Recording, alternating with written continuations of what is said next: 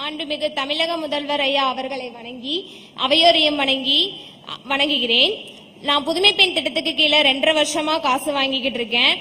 நான் காலேஜ் ஹாஸ்டல்ல தங்கி படிக்கிறேன். என்னோட பேரண்ட்ஸ் கஷ்டப்பட்டு தான் என்ன படிக்க வைக்கிறாங்க. நான் காலேஜ் படிச்சுட்டு இருக்கும் போதே ஸ்பெஷல் கோர்சஸ் நிறைய போகணும் அப்படின்னு நான் ஆசைப்பட்டேன். எங்க வீட்டுல கேட்டதுக்கு எங்க அப்பா அம்மா சொன்னாங்க, காலேஜ் ஃபீஸ் ஹாஸ்டல் ஃபீஸ் கட்டுறதுக்கே கஷ்டமா இருக்கு, இப்போதைக்கு எதுவும் வேணாம், 3rd இயர் முடிச்சுட்டு பாத்துக்கலாம் அப்படின்னு சொல்லிட்டாங்க. ஆனா இப்ப நான் புதுமை பெண் திட்டத்துக்கு கீழே காசு வாங்குறதுனால அந்த காசை வச்சு டைப் ரைட்டிங் இங்கிலீஷ்ல லோயர் அண்ட் ஹையர் முடிச்சிருக்கேன். இப்ப கம்ப்யூட்டர் கிளாஸ்ல டேலி படிச்சிட்டு இருக்கேன். இதுக்கப்புறம் நான் பைத்தான் படிக்கலாம்னு நினைச்சிருக்கேன். அது மட்டும் இல்லாம என்னோட தனிப்பட்ட செலவு எல்லாத்துக்குமே இந்த காசு ரொம்ப யூஸ்ஃபுல்லா இருக்கு. இப்படி ஒரு புரட்சிகரமான திட்டத்தை கொண்டு வந்த தமிழக முதல்வர் ஐயா அவர்களுக்கு என்னோட சார்பாகவும் என்னோட குடும்பத்தோட சார்பாகவும் நன்றியை தெரிவித்துக் கொள்கிறேன். நன்றி, வணக்கம். மிக்க நன்றி. அடுத்ததாக மாணவி கஷிகா அவர்களை அன்போடு மேடைக்கு அழைக்கின்றோம்.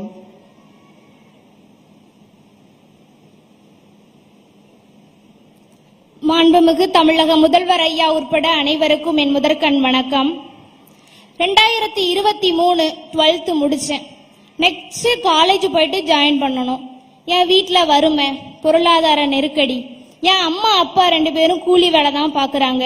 என் கூட பிறந்தவங்க 4 பேரு.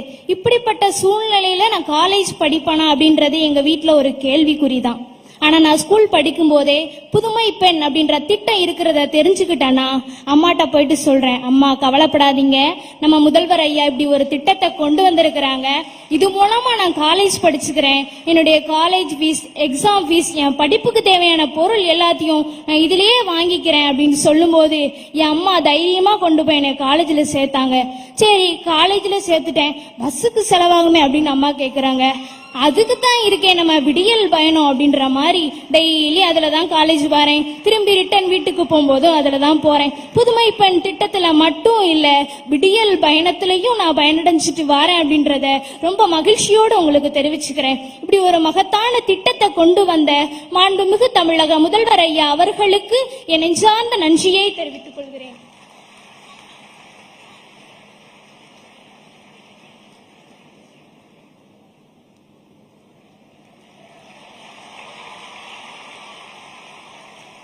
மிக்க நன்றி. அடுத்ததாக மாணவி ஷோபிகா அவர்களை அன்போடு மேடைக்கு அழைக்கின்றோம்.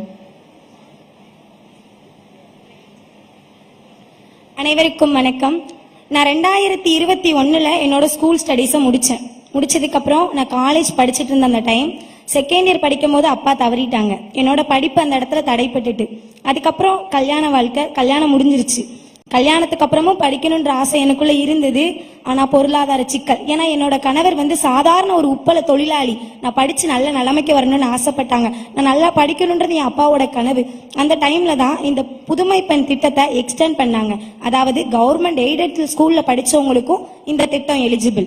இதை நம்பி நான் கவர்மெண்ட் பாலிடெக்னிக் காலேஜ்ல எலக்ட்ரானிக்ஸ் அண்ட் கம்யூனிகேஷன் இன்ஜினியரிங் எடுத்து படிச்சுட்டு இருக்கேன். இந்த திட்டத்து மூலியமா எனக்கு தேவையான நோட்டு புத்தகங்கள், ரெக்கார்ட் புக்ஸ், ப்ராஜெக்ட் ஐட்டம்ஸ், அது போக டெக்னிக்கல் எக்யூப்மெண்ட்ஸ் வாங்குறதுக்கு எனக்கு நல்ல ஹெல்ப்ஃபுல்லானது இந்த திட்டம் தான்.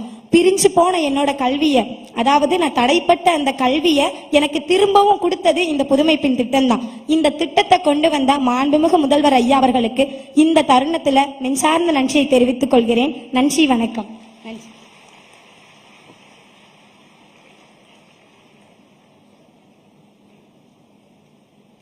நன்றி. இல்லத்தரசிகள் நலன் காக்கும் கலைஞர் மகளிர் உரிமை தொகை திட்டம், மாணவ செல்வங்களை தரம் உயர்த்தும் புதுமை பெண் திட்டம், தமிழ் புதல்வன் திட்டம் என எல்லோருக்கும் எல்லாம் என உறுதி செய்து தாய் தமிழ்நாட்டை இந்தியாவின் நம்பர் 1 மாநிலம் என்று சரித்திரம் படைக்க வைத்த